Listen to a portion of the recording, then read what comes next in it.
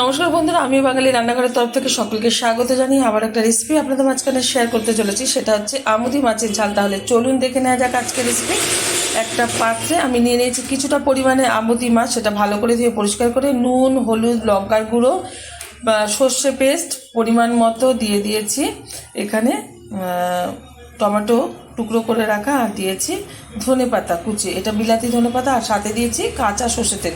ভালোভাবে মাখিয়ে নিয়েছি। আর এদিকে কিন্তু রান্না করার জন্য ওভেনে কড়াই বসিয়ে তাতে দিয়ে দিচ্ছি সামান্য পরিমাণে সাদা তেল। তেলটা গরম হয়ে যাওয়ার পর দিয়ে দিলাম সামান্য পরিমাণে কালো জিরে। এখন দিয়ে দেবো মেখে রাখা আমুদি মাছ।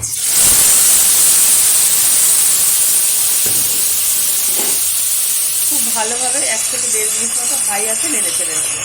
বেশি নাড়বো না, যেহেতু সর্ষে আছে, বেশি মানে কষালে কিন্তু তিতকুটি ভাব চলে আসবে, ভালো লাগবে না।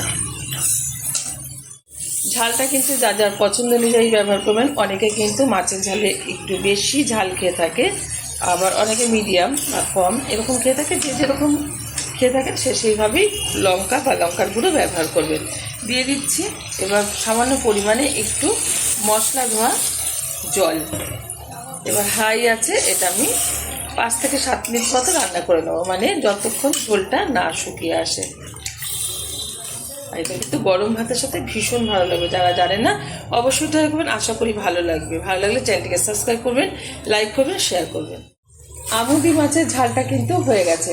যে ঝোলটা ছিল সেটা কিন্তু শুকিয়ে গেছে। এই যে দেখা যাচ্ছে এটা কিন্তু তেল। এখন নামিয়ে ঢেলে দেবো একটা পাত্রে। গরম গরম ভাতের সাথে সার্ভ করবো। আপনারা অবশ্যই ট্রাই করবেন, আশা করি ভালো লাগবে। দেখা হবে পরের ভিডিওতে নতুন কোনো রেসিপি নিয়ে। ধন্যবাদ।